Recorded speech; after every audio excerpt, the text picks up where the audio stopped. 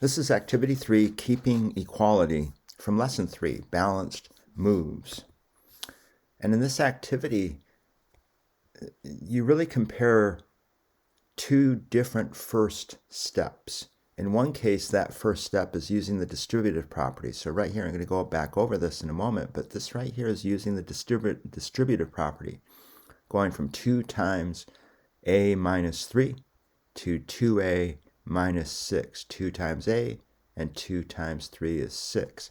Or multiplying through by 1/2 to get rid of this 2. So removing this factor by multiplying by the multiplicative inverse. So the 1/2 of 14a is 7a, and 1/2 of 2 is a. So those are the first two steps that the authors compare, or have you compare, several times in this activity. And I want to remind you that this is subtracting a positive 6 and subtracting a positive 3. So you end up with negative 6 here, and you end up with negative 3 here. So I'm going to make that change right now. I'm going to add a negative 3, which becomes adding a negative 6. And I'm going to add and add a negative 3 over here, which becomes adding a negative 3 here. So now, when you add a negative 6, that's equal to negative 6. And when you add negative 3, that's equal to negative 3. This is after you've gotten rid of the 2a here and gotten rid of the a here. All right, so first, Noah uses the distributive property. So 2 times whatever inside these parentheses. So if you have a inside of the parentheses and you have 2 of them, that gives you 2a. Negative 3 inside the parentheses and you have 2 of those, that equals negative 6. On this side, on the right side, multiply through by 1/2, which is the multiplicative inverse of 2. So 1/2 of 14a is 7a, and 1/2 of 2 is 1. I should really, to make this complete, is put this a plus negative 3 inside parentheses and write a 1 here. But then 1 times that amount is equal to that amount. So you don't really have to do that, but it might make it clearer to those of you that are still wondering where these steps are going or coming from. So if I add a negative 2a to each side to get rid of this 2a, this becomes 12a equals negative 6, because this becomes 0, and 0 plus negative 6 is negative 6.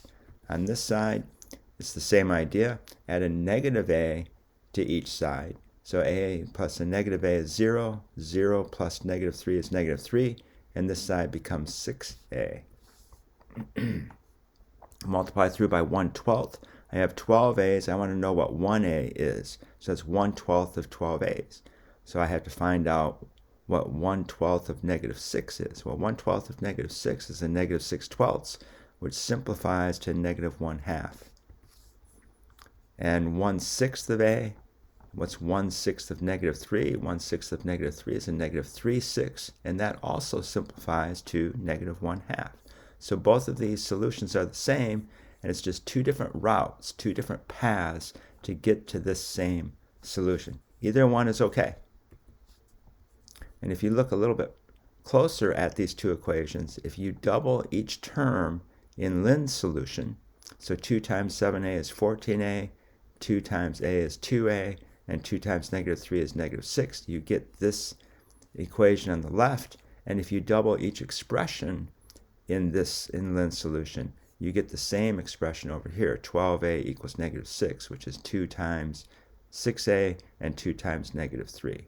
So more evidence, another way to confirm that Noah's solution is the same as Lin's solution. And then if you replace negative 1/2 in the second equation here, 14 times negative 1/2 equals 2 times negative 1/2 plus negative 6. Well, negative 1/2 of 14 is negative 7.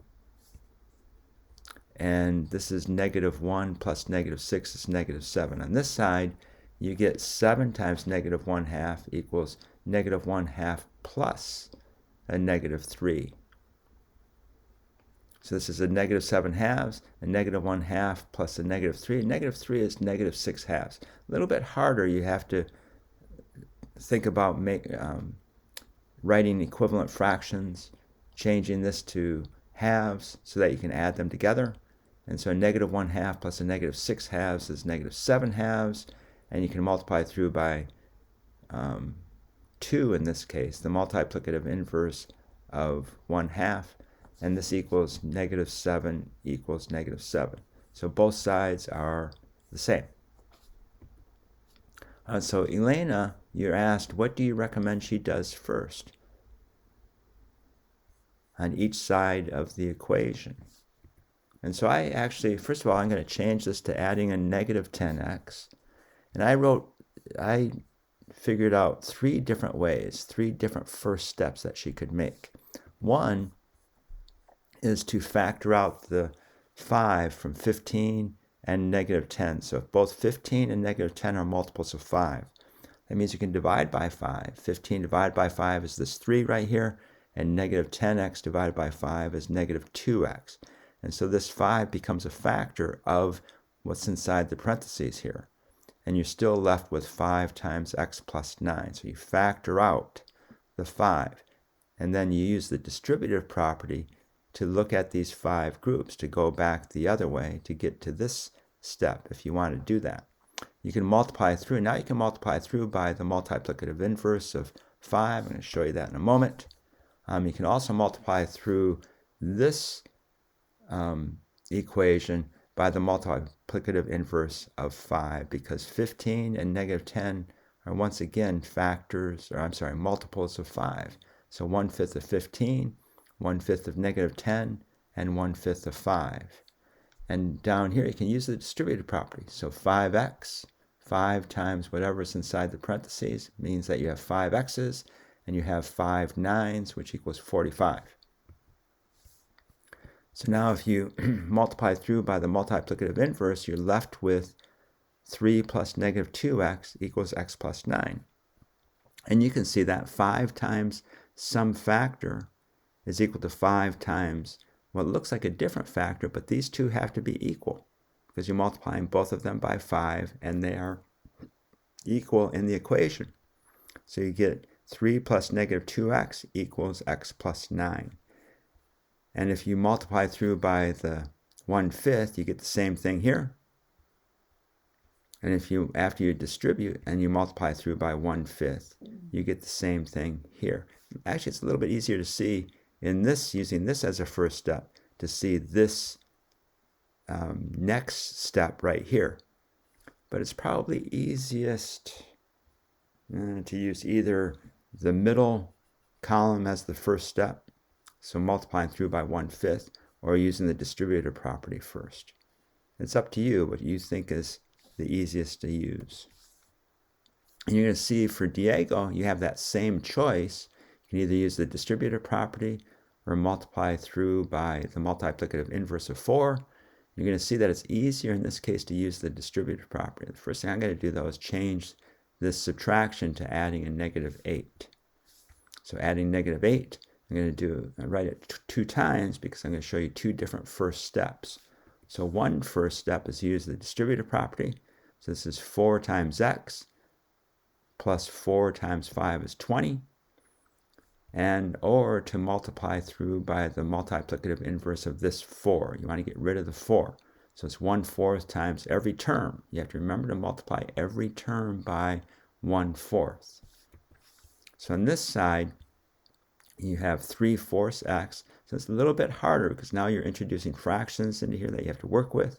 3/4 x plus a negative 2. So 1/4 of negative 8 is negative 2. 8 divided by 4 is 2. It's a negative 2. And 1/4 of 4 is 1. So this gives you x plus 5. And down here, you're going to add a positive 2 to both sides to get rid of this negative 2. So you end up with 3/4 x equals x plus 7. I'm going to add 2 to that 5 right there. And so now I'm going to get rid of this 3/4 x on this side by adding a negative 3/4 x. And I'm going to get rid of this 7 on this side by adding a negative 7. So now I'm going to end up with, and you have to remember that that x is 4/4 x. So 4/4 minus 3/4 equals that 1/4 x there. And I added a negative 7 here to get rid of that 7. So that means I have a negative 7 on this side And finally, so that's what these steps here are. So add a negative 7 and add a negative 3/4 x. Add a negative 7 here, add a negative 3/4 x here. And finally, you have to multiply through by the multiplicative inverse of 1/4, which is 4, to get x equals negative 28. So x equals negative 28. And that is true. 1/4 of what number equals negative 7? 1/4 of negative 28 equals negative 7. So that makes sense. But on the left side, look how easy it is on the left side. You add a negative 3x to both sides to get rid of this 3x. So if I add a negative 3x to this side, this becomes x. 4x plus a negative 3x is equal to x. I'm going to add negative 20 to the other side to get rid of this 20. So a negative 20 plus a negative 8 is a negative 28. You get x equals negative 28. So this is much easier to do. Although I think the check is easier to see. It's easier to see that this 1/4 of a negative 28 equals negative 7 up here. You have to put that negative 28 in here, do that multiplication, and to check the solution. So x equals negative 28, x equals negative 28.